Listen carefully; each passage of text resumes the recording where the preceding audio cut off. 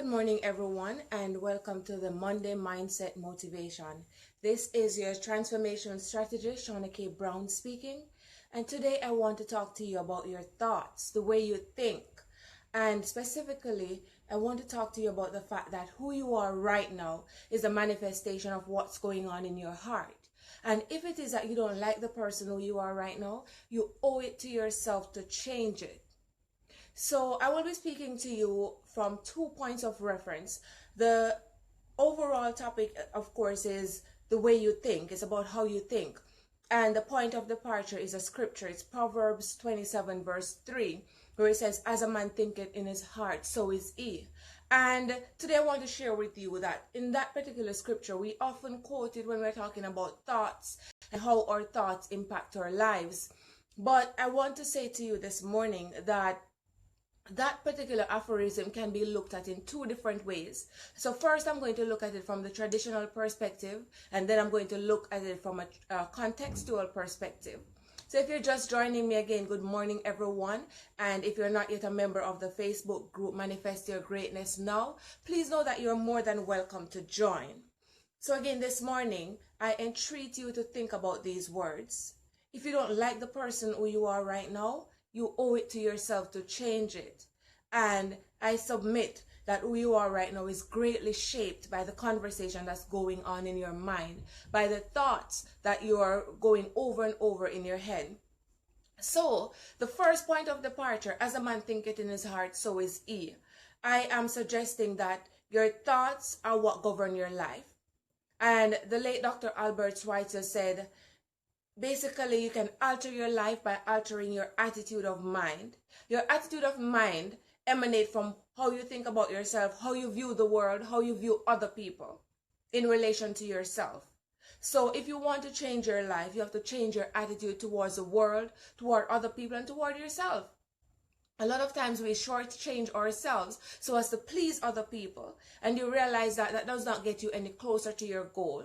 So you need to look at that and think about, how is it that you view yourself? Do you think that you are less than other people? Do you think that you are less capable than other people? Do you look at yourself in an inferior way? And the fact that you are confident doesn't mean that you're egotistical. So confidence is a good thing. So you need to cease and desist from thinking about yourself as someone who is less than another person. We're all equal. It doesn't matter how rich or affluent a person may be right now. As children of God, we are all equal. And from that premise, I want you to remember that you're just as good as the other person. The other person may be further along in their journey, and so they have this amazing, exciting life, or at least that's what is portrayed. And sometimes we become sidetracked by these things because we think that those persons have been given a better hand in life, and that's why they're where they are and you are where you are. But I would like to use an analogy by Les Brown, where he talked about the fact that they were very poor where he started out, and he said that his mother gave him sugar cane. He and his twin brother Wesley, they were given a piece of sugar cane, but Donald Trump was born with a silver spoon in his mouth. And so most people would say that the latter person was more well placed to succeed in life. But today they're basically neck and neck. Both of them are perhaps equally successful, even though their particular starting point are almost diametrically opposed. So he asked the audience, he was speaking to an audience in Australia, that's Les Brown, and he asked the audience, if you were given the choice between sugarcane and a silver spoon to eat, which one would you choose? And everybody said sugarcane, and he said, I told you I had an advantage. So it all depends on how you view your circumstances. It all depends on how you view where you are right now. You may think that your circumstances are less than the other person's, but it all depends on your thoughts about it and how you can spin that in your favor. And I always use myself as an example because I'm the one speaking to you and I have to connect with you, right? And you all know that where I started, if I was to use that to determine where I would end up, I would not be here today. So it's not about where you start, but how much you want to get out of the starting blocks. So when you're thinking about this aphorism, as a man thinketh in his heart, so is he, you have to realize that your thoughts greatly shape your life. Another thing that people say is that if you think evil, if you think negative things, then this is how your life is going to be portrayed. And people will not want to coalesce around you because you are thinking in a negative way, and they will know you as a negative Nelly. They don't want to be around you. People don't like to be around negative people all the time. And sometimes you're in the workplace and you go there, you meet someone, and their song every day is, I hate this job. The people here are disgusting. They never blame themselves.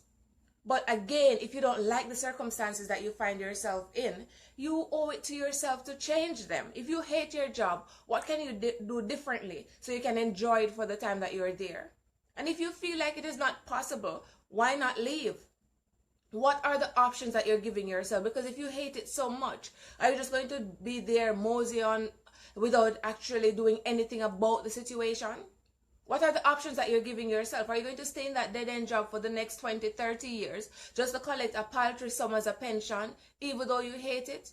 That's not living. That's just existing. And if you want to live, you have to step outside of your comfort zone. You have to step outside of the proverbial box and become the person that you want to be. The late Dr. Miles Monroe says that the person who you are today is the person that you think you are supposed to be. It's the person that you thought you would be. That's who you are. And he says that if you don't like that person, you owe it to yourself to change it. So we have to realize that who we are today is greatly owing to the conversation that's going on in our head and how we thought about ourselves. Many of us use our past to define who we are now. But if you wouldn't do the negative things that you did yesterday, if you wouldn't do those things today, then you're essentially convicting an innocent person. It doesn't matter what your past is. Even if you think your past was so colorful you cannot get over it, you're wrong. What you should use your negative past to do is to inform your future and use it to tell other people who might be in that same situation right now that they can change, that they can adjust, that they can get the life that they want as long as they're willing to go the long haul. So stop judging yourself, stop judging other people, stop abandoning your journey because you believe that your past determines how you are right now and determines where you go tomorrow, because that's not true. It only determines that to the extent that you allow it to.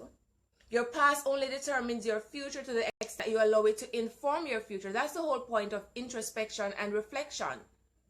You use the things that you learned, the mistakes that you made to inform your future so that you can avoid the pitfalls. So now is a good time for you to think about how you have been viewing yourself, how you have been thinking about yourself. 2017 is about to end. We're about to go into a new year. And if you want to see different results in 2018, you're going to have to do some things differently. Not to belabor the point, but insanity is doing the same thing over and over, expecting different results. If you are always going to do the same thing and expect different results, you are fooling yourself and you're wasting valuable time. Time that could be used to invest in yourself, to do some deep reflection and introspection, to see what you want to do differently so as to get the results that you want. So if you want to have a better 2018, that power lies within you. That power does not lie in extraneous variables. That power does not lie in other people. That power lies in you. If you want to have a better tomorrow, you have to make some changes. You have to make some concerted effort to make some changes in your life. And that starts with how you view yourself.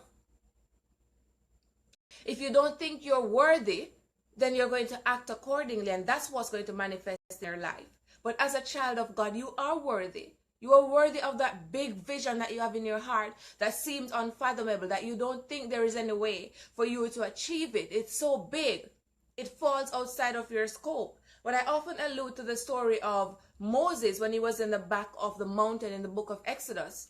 And how Moses, when he saw Jesus in the burning bush, and Jesus told him that you are appointed to go and lead the children of Israel out of Egypt. Moses, after being in the desert for 40 years, he said, me? A little person like me? How can I do something so big? But God said, the vision is bigger than you, but you are capable because I made you that way. You are all predestined for greatness. But in order for you to step into that greatness, you have to realize that you are worthy, that you are more than conqueror. You have to seek God first, because the purpose for your life is not your purpose, but God's purpose. And in order for you to fulfill his purpose, you have to give him the reign in your life. How can you begin to do that when you are negative, when you're thinking about yourself as less than? You have to realize that your thoughts are crippling you. You need to start to get on that journey to retell that story about yourself. Your subconscious mind, the negative story that it has about you, it's wrong. And you need to instruct it. You need to tell your subconscious mind that that is not who you are today. That who you are today is someone who is liberated and fully capable of achieving greatness. So the other prong of the aphorism, as a man thinketh, so is he. From a contextual perspective, if you look at the book of Proverbs 27 and verse 3, where that scripture is quoted, in that particular context, it was talking about people who went out to dine. And essentially, what the scripture is saying is that someone may invite you to their table. You know, Thanksgiving is coming up now in the US. And someone may invite you to their home to come and share and eat with them because they may know that you may be out here by yourself, or they're just extending a hand to you to come and join the family where everybody can get together and feast.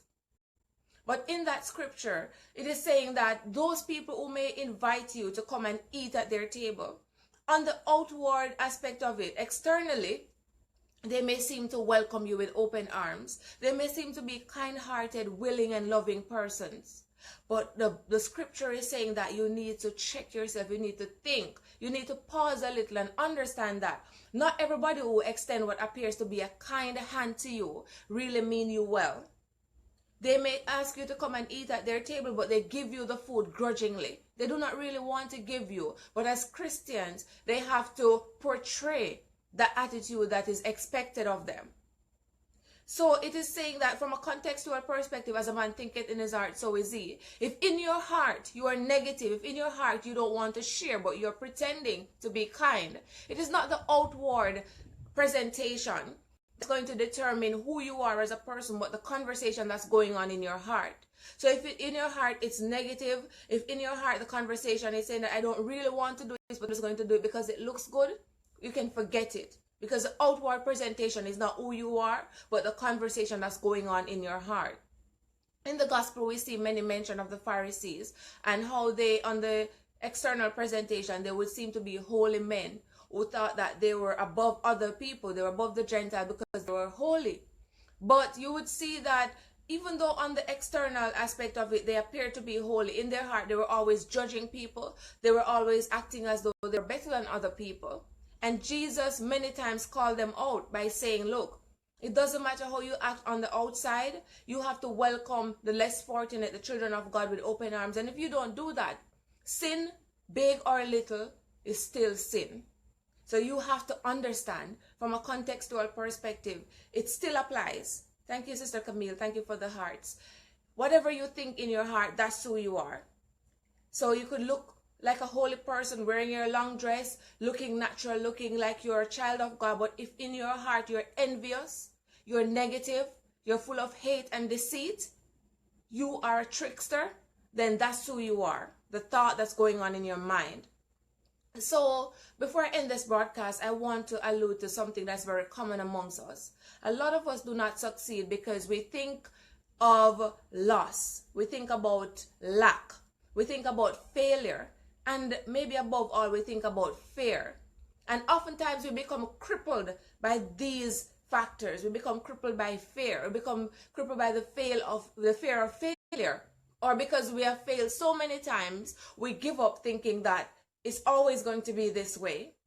Or because our starting position was one of abject poverty, we cannot construe our lives in any other way than from the perspective of lack. We always think that we're going to always be in need. Or you have lost someone who is who was very close to you. Someone who was very close to you, dear to your heart. You lost that person and you feel like you cannot recover. But all those things are a part of your story. If you have lost a loved one or a dear friend in the past, if you started out from a very menial position, meaning that you were very poor, if you have failed multiple times, you're running about average anyway, and if you fear succeeding, or if you fear the unknown, or if you fear anything at all, you need to realize that those factors are just a part of your story. And when you get over the other side, when you cross the threshold, that's the story you're going to be sharing with others. How much you feared something, but how you managed to overcome that fear by walking up to the lion And once you walk up to it, you realize that you don't fear it anymore. When you decide to face your fear, oftentimes the thing that you fear, you don't even have to address it.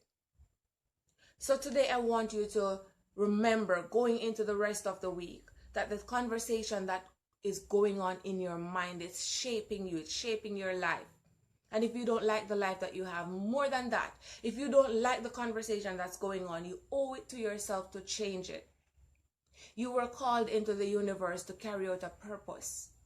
And oftentimes the biggest hindrance to us carrying out that purpose that God has for our lives is ourselves.